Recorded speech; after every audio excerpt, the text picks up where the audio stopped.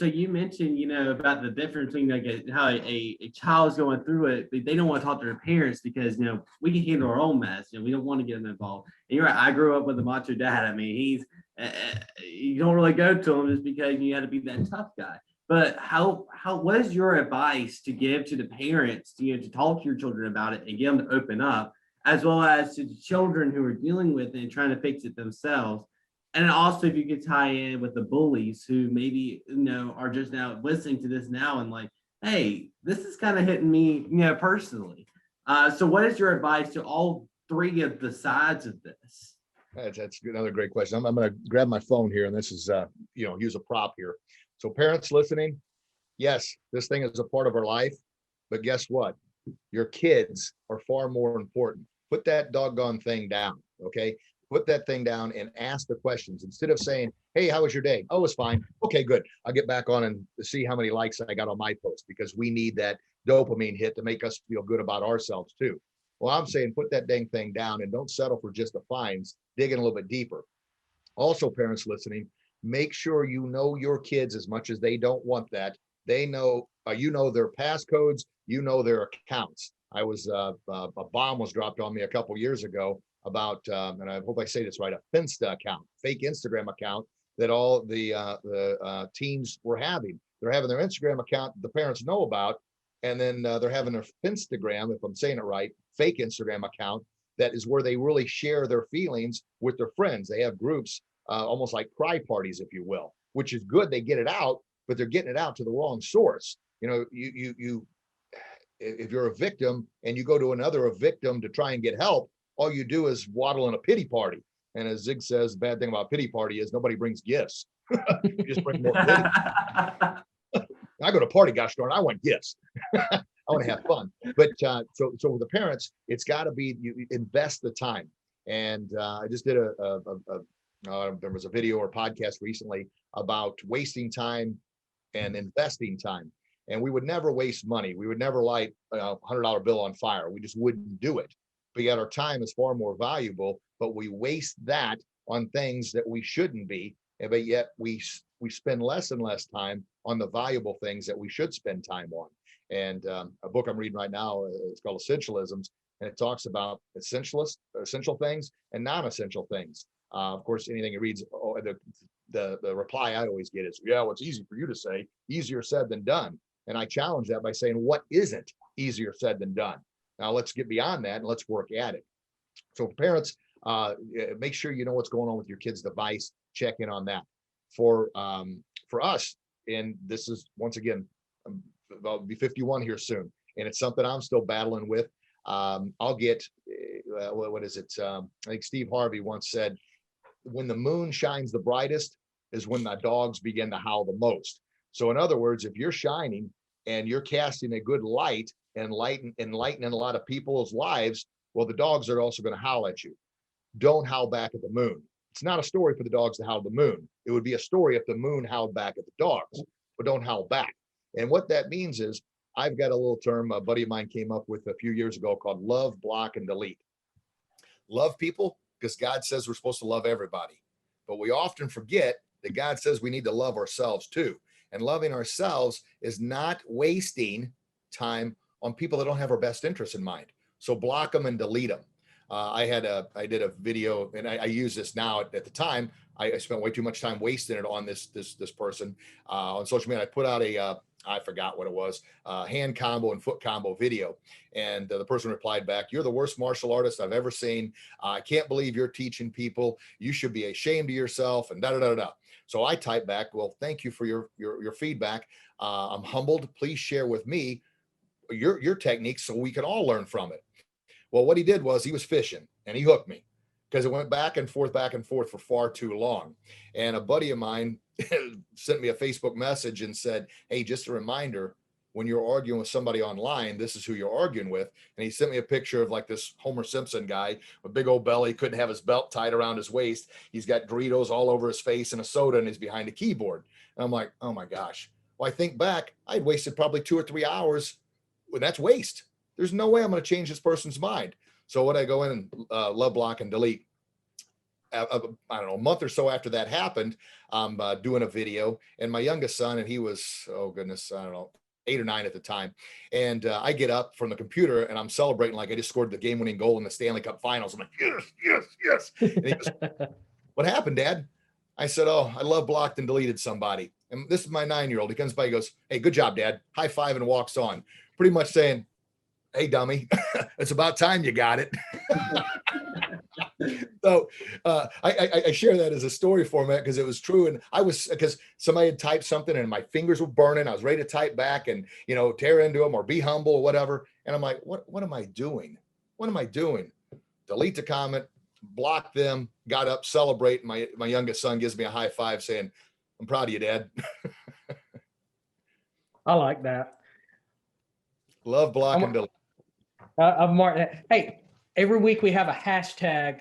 I encourage people to hashtag certain things. So this week's hashtag is love, block, delete. So we need to see that trending when this thing goes out. In fact, I need to make sure I write that down in the show notes. So love, block, and delete. Did that answer the question? Did I hit two? Sure. Was there a third part of the question that I may have missed? Yeah, Oh, the third. Yeah, Yeah, I was gonna say the third part was something that Caden wanted to know that I actually wanted to know as well. Was we're talking about those who are being bullied. How about the self-image and the perception of those who are doing the bullying? That is an overlooked issue, I think, a lot of times. And people don't tend to think about the person who is doing the bullying may be the one who has the bigger issue.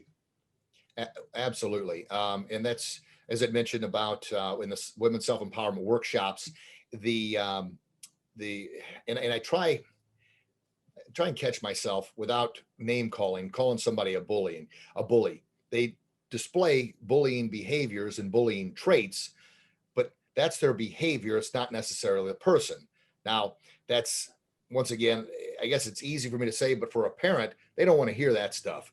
This person is bullying and hurting my kid, or if you're the one being bullied, that person is a bully. So when I talk about it's in the mind, you got to think nobody that it feels good about themselves is going to try and make somebody else feel bad. We all know how you get everything you want in life by helping enough other people get what they want. We know the greatest joy of helping somebody, the synergy that exchanges hands. You help somebody who feels better about it, right? You give somebody a heartfelt gift that you really got for them, you feel better. When they say thank you, you're like, all right, I feel good. You didn't get nothing back, but you gave something to them and it comes back. Well, in the I guess the bully's weak mind, if you will, their self-esteem, self-confidence, self-respect is so low, they think in that messed up state, hurting somebody else is going to make them feel better. It's that dopamine hit. And I keep using the word dopamine. It was I had no idea all these chemicals before I learned I could read. But now Simon Sinek talks often about dopamine. It should be, even though our body produces it naturally, there should be a warning label on it, because a dopamine hit is the same hit people get when they take a drink. It's that quick fix, that quick, okay, I feel better now. Or you send out the 10 highs, you get the 10 highs back, right? Or, smoking or gambling or any other kind of addiction. It's that quick hit that makes you feel good about yourself, but it doesn't last. So what do you have to do? You have to up the ante. Well, empower or have an empowerment over somebody else makes them feel good, but now I need more. Now I need more. Now I need more. It's that craving over and over and over again. And I guess with the person that's distributing the bullying behaviors in their mind, they tend to think that that's going to make them feel better, but it's an endless pit that can never be filled. So how do you combat that? You have to combat that, but once again, getting to the source. Now, a lot of times, if the bullying's been going on for a long time, then that armor, if you will, is getting stronger and stronger and stronger, meaning they're not going to expose their weaknesses. My dad, for instance, I was over at their house just last night. He's 76 years old. And to this day, I got an I love you out of him not too terribly long ago. It was one of the first ones. It was more of a, hey, I love you, Dad. Oh, me too. Okay, that's a start, right? And but he, to this day, he won't talk anything about the war. He won't talk about that. But anything to show a weakness, he can't allow out, because that would make him vulnerable. I remember growing up and him saying, look, Richie, it's better to trust nobody and never get taken advantage of than to trust the wrong person. Wow. Well, my grandmother, which was my pillar, she would say, Richie, trust everybody. Occasionally going to be wrong, but it's worth it just to be wrong a few times and to trust everybody. So I got conflicting things going on here. You know, dad's the macho guy. So my dad built up from his being bullied as a kid, being bullied in Vietnam, and he was wounded. He was in a hospital for 6 months. He got severely injured, and part of him is still over there. Well, now he's put up his wall that no one's going to touch him. And that means if he's got to be well, forgive me, I love you, Dad, but a jerk to everybody just to keep getting taken advantage of, that's what he's going to do. And unfortunately, that's what I see a lot with bullies. They've grown up in a bully environment. Either their dad or someone has bullied them, and they think the only way to empower themselves is to put somebody else down. Tell us That's about what your program specifically does, your martial arts program, what it specifically does to help bully proof. Well, it's an inside out job, and we're not for everybody. I discovered that some time ago. Matter of fact, I was blessed. I just got to do I got to close out a conference. It was a martial arts power global summit, and it was 50 straight hours over 3 different continents. So I was kind of up at myself. I felt really good about closing it out. But the topic was when you try to be everything to everyone, you end up being nothing to no one. Meaning you can't be everything. In other words, we can't be a taekwondo school, a fighting school, a jujitsu school, a tournament school. We can't be all those things. I tried to be those, and I was constantly chasing my tail. We focus on the main things we focus on. We call it bully proof, character development, and life skills. The main things. And I'm a big believer in what I call the 3-legged table. In martial arts, we call it the triangle. It's mental, spiritual, and physical. Now, for the spiritual, I wear my cross on the outside. I'm a born-again Christian. I was baptized in 2017, which was one of the greatest days of my life. I'm happy about that. I will say when I got out of that tub, it was awfully dirty. They had to clean it really well from some past experiences. But, but anyway, the 3-legged table is those 3 legs balancing our emotional table. And our emotional table, we can't build on a rocky foundation. So the mental, spiritual, and physical have to be in alignment. So what we focus on here, and I tell people, if you're not Christians, spiritual, my input is spiritual for those that don't believe in God. That's okay. I don't want to pound them. I want to lead them. And if they decide they want to, great. But is your output. Your mental is your input. Your spiritual is your output. And then your physical is a combination of both, mentally preparing yourself to do your best, and then actually physically doing your very, very best. But the biggest things, attitude and effort, because parents will come in and say, oh, you know what, my kid's not very talented. He can't do this. He's terrible balance. And I'll say, well, first of all, don't say that in front of your child. I mean, my gosh, if you would have smacked him across the face, you'd have done less damage than what you just did. So we correct that. And I said, we don't evaluate on athletic ability or talent. We evaluate on attitude and effort, the attitude to do your best and the effort to actually do it. And that's building that character and that self-respect. And another big one, I don't like the victim card. I do not like the everybody gets a trophy or everybody gets an A. I like working for the kids to earn it based on their ability, nobody else's. We're not in a comparison world. And the reason I'm so firm on that is I believe when you give something to a child, teen, Z, millennial, adult, anybody, you give something to them that they haven't put in a shred of blood, sweat, and tears to earn, then we are future bullying them because they believe now they're entitled to that again and again without doing more. And sooner or later, the right hook of reality of life is going to drop you. And if you don't have the fortitude to get back up, that's what leads to the depression, the anxiety, and the suicide. So above all, that's what we focus on, attitude and effort, earning your belt, earning your stripes, but working together with the parents, kind of the village concept. We all have to work together, the fist, to make this thing happen. I can't have the parents way out here doing their own thing. We need them involved as well, or it's just not going to work out. How can our audience connect with you? Where can they find you? How can they get more information about what you do? Where's your podcast? They want to know now. They're excited. They're enthusiastic. We got parents who are clamoring, want to know more. I want to know more. Well, where can they find you? Thank you. We're here we're in Edwardsville, Illinois. We're about 25, 30 minutes east of St. Louis, Missouri. And we got our martial arts academy, and that's grogansmartialarts.com, or on social media, Grogan's Martial Arts. And as I mentioned here at the academy, the biggest thing, we stand for the pledge. We run about 8 classes a night. We stand and say the pledge before every single class. And that's not for some folks, and that's okay. We're probably not the right school for them. And the same thing with what we focus on primarily is building that self-confidence inside out. We're not a tournament school. We don't go to tournaments. We teach practical self-defense, kids how to defend themselves. We're not about just beating people up for the fun of it. It's about learning body control. So Grogan's Martial Arts is the academy here. On the Bully Proof brand, it's Grogan's Bully Proof and Kickin' Life. And I've got a podcast called Grogan's Bully Proof. Social media, check it out. I don't do a whole lot on Twitter. It's mostly Instagram and Facebook, and our YouTube channel. I need to do a little bit more with that. The podcast name is Grogan's Bully Proof. The Kickin' Life, what that's about, the Bully Proof is empowering kids with hope and self-confidence to believe in themselves, to become bully proof. And the Kickin' Life is getting back up each and every time life knocks you down, not staying down, but getting back up, believing in yourself, to fight another round, to live not a good life, not a great life, but a kickin' life, baby. And a kickin' life is all three legs in a harmonious balance to live the life that God intended for you to live. That's a kickin' life. I love that. Rich, thank you so much. Did I answer all the questions? I know I get to talking so darn much from our friends. Guys, I have one more question. Actually, I'm just sitting here in awe of all the wisdom and passion, and I'm curious how this all started. Was it you had a passion for martial arts and the bullying came along, or did martial arts just go hand in hand with your passion for bullying? And I'll do my best to keep it. Read the book, you'll get that. So there's a little book plug. I can do that. I grew up on the farm, and I was never a very big person, and so I was an easy target for bullying, especially I was an outsider. But I grew up being a hockey player, and I always wanted to be a pro hockey player. That didn't work out, and that's okay.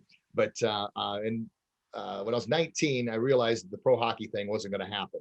So I focused 100% back on martial arts. And even though I'd been taking it sporadically, and the biggest part of that was I wanted to empower myself. I love to talk. I love helping kids. But yet, like I said, I wasn't the biggest person. So a big part of it was proving everybody wrong. Richie, you're not big enough. Richie, you're not strong enough. Richie, you're not tough enough. You're just not built for it. I mean, all the put downs. So the biggest driving force up until about 5 years ago was just proving everybody wrong, which was good motivation. But now what I'm trying to say is, my goodness, I spent so much time trying to prove everybody wrong. And granted, that was the motivation to get it going. Now, and that's what the book's about. I don't want to spend any more of my life, and I don't want anybody else spending so much of their life just trying to prove all the naysayers wrong that they forget the big picture of living their best kick in life. So what I try and do now, instead of proving people wrong, I truly want to empower others to not waste as much time going around trying to prove everybody wrong, not wanting to fight every fight. Bruce Lee was one. Anytime somebody would challenge him, he'd get up and right on the set and they'd throw down, fight. And I've had many fights that were just dumb, even on social media, because I had to try and prove somebody wrong to prove how tough I was inside. I'm on the other side of the fence now and realize, gosh darn, what a waste of time that was. Don't do that. Believe in yourself, continue to give back. And that's why I said when I found out about Zig in 2012, that was a life-changing event. I've got on my bookshelf, from a guy who didn't know he could read, I've got over 500 books, and I've got 480 something books in my Audible, over 1,000 hours of listening time. I listen on average 30 minutes a day, and that's planting the right seeds in my mind. So that was the motivation to just be 100% honest. I used to never talk about this, but now I share it openly, because if I talked about it, it was an insecurity. But don't live life trying to prove everybody wrong. Live life on trying to use what you've learned to empower others. And if you can learn that before you're 30 years old, holy smokes. Or if a kid can learn it before they become 20 years old, that's great. And I realize not all the seeds take hold, because you'll grasp different things at different times in your life. I just don't want you to be 50 something years old and realize, oh man. And of course, the old Jim Rohn added is the best time to plant a tree was 20 years ago. Well, the second best time is right now. So don't say, I wish I would have known this 20 years ago. I've often said that. Well, I know it now. What can I do with it? For our sake, I'm glad that you learned that, because we are sure benefiting from all those realizations. Well, thank you. And I, as I mentioned before, I'm nothing but a big kid trapped in this adult body. I connect with kids extremely well, because I feel, well, I'll just share it with you. My least favorite audience to work with is adults. Why? Because we have owned the excuses. We make so many excuses that we believe them ourselves. A common excuse I get here when I tell people come check out the academy. Oh, well, let me get in better shape before I come there. Let me learn a little bit more about martial arts before I come here. And I'm like, that's not an excuse. You're never going to come. Just get your butt in here. But we are masters at making excuses because we've lived a life of doing that. So I work with kids. One of the things that breaks my heart more than anything, I was a PE teacher for 11 years in our community. So I was trying to build the business up. And a lot of kids remember Mr. Grogan as the fun PE guy. So I'll see the kids now, and they're at high schools or even colleges, and I say, hey, who had Mr. Grogan as a PE teacher? And the hands will go up. Or now I got parents bringing their kids in. I had a grandparent the other day that how is that possible? What the heck? But anyway, I'll say, who had Mr. Grogan as a PE teacher? And the hands go up, and I say, okay, remember, who wanted to be a singer? Who wanted to be an athlete? Who wanted to be a scientist or a doctor? And all the hands are going up. I said, all right, now who is still going to be, not wanting to be, but is going to be? No hands go up. And that breaks my heart because they've been talked out of their gift. Well, I'm not smart enough. I'm not good enough. It's going to take too much work. It's going to take too much time. And that breaks my heart because, you've got it, but you got to be willing to put in the effort and the attitude to get those things done. So that's where I really enjoy working with the kiddos, because I feel like there's still a chance that they don't have the deep-seated roots that say, well, I'm planted. This is just who I am. And this is just what I'm going to do. My job sucks. I hate it. I don't like my life, but what am I supposed to do now? I've been here for 10 years. 10 years. I had a buddy 10 years ago. I had the same conversation. He thought I'm going to have palpitations. I'm going to have a heart attack. I'm going to be stroke. I said, dude, get out of the job. Well, I can't. I've been here 10 years. I'm invested. I said, so you're going to work another 30 years because you got 10 years invested? Oh, you don't understand. It's easy for you because you're an entrepreneur. And I said, I want to smack him one. Well, I guess enough chipping away at him. 2 years ago, he left that job and he's happier there's never been. And he says, man, why didn't I listen to you earlier? I said, well, I don't know. It took me 50 years to figure it out. So you found out I did. Rich, thank you. Thank you so much for being this.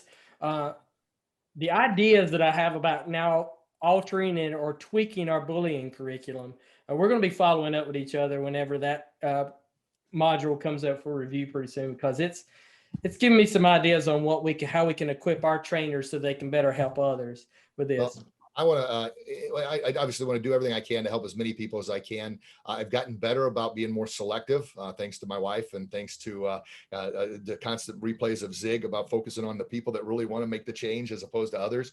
And for anything that Ziegler is doing, any way, shape, or form, especially Gen Z, please, my heart goes out to what you're doing, what you folks are doing to make kind of my passion, making society a happier, healthier, and safer place to live. Because when people are happier and they're healthier, society is automatically safer because people aren't bullying one another. They aren't going in and shooting up schools. They're not being mean online because they feel better about themselves. And that makes society a happier, healthier, and safer place to live. So I've got, well, I don't say unless that sounds arrogant, but I'm constantly working on putting ideas together to connect. I just, where my weakness is bundling this stuff to give it to the right audience. So whatever I can do to help out. I don't know if people can see this, but here's a journal, a little journal thing I've been working on. I did a video on not too long ago. It's called Weeds, Seeds, and Trees.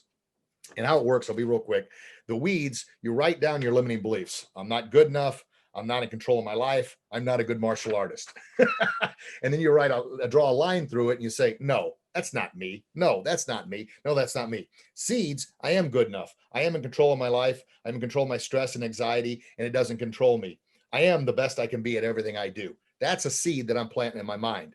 And the trees are the successes that have grown from those previous seeds. I have the confidence to believe in myself. It's my life. I've learned and I continue to learn and grow. I am 100% original gift from God.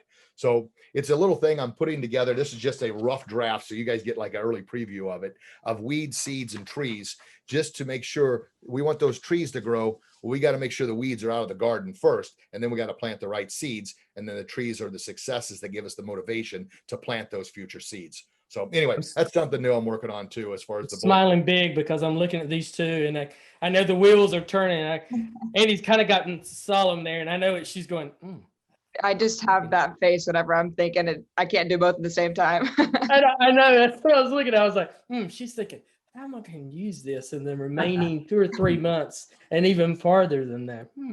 Check I know out what she's thinking. the podcast and go to our YouTube channel. It's Kicking Life Master Grogan. And I am so far behind on that. I've probably got 50 something videos that I haven't uploaded yet. Trying to do different things. And I need to really, what I want to do is focus 100% on my zone of genius and then delegate the rest out. I just got to find the right people to do those things for me for the content. And just the last little thing, follow along kind of Zig's. The reason I've been building our academy for 30 years. We're the biggest martial arts academy in the Midwest. I say that with the utmost humility. We bounced back from the pandemic. We're busier than we've ever been before. And but I'm walking away from it because I feel in my heart that God's asking me to do more. He's saying, look, take this knowledge, this wisdom, the bully-proof Kicking Life message, and take that globally to the world. And so we're moving out of the state of Illinois, going to Florida so I can have the nourishment of the beach. It was either Texas or Florida. And but my wife loves the beach and so do I. So we're doing that. And therefore we're still going to own the academy, Grogan's Martial Arts, but my 100% focus wants to be on the Grogan's Bully Proof and Kicking Life brand with the books, the speeches, and another little thing I'm putting together. I just finished it last night, but I need to edit it. Is a B is for Believe in Me. It's a positive affirmation little book for 3 to 5 year olds. And then I'm gonna have one for 6 to 8 year olds and then so forth. But it's gonna be A through Z. A is awesome and amazing. And Z is for what is it? Zany. I'm zany. And A through Z, I believe in me. So it's a little silly thing, but it's going to be planting the seeds early in the little kids' minds, kind of a bedtime book. But I'm going to put those together for the older kids through middle school, high school, college, Gen Zs, and everything. So that's some of the stuff I want to focus 100% of my attention on. So having an opportunity to be here with you folks is just, it touches my heart beyond words, and I'm grateful. Now, for those of you who have stayed with us, you listen. All his contact information are in the show notes. I'm pointing down. So that's where it is. Look down into the show notes. You're going to find all the information, how to contact him, his social media outlets, his websites, how you can connect with him going forward. This has been Rich. I didn't mean to do that. I didn't mean to do that. A good uppercut hook there. Come on, let's go. That was good.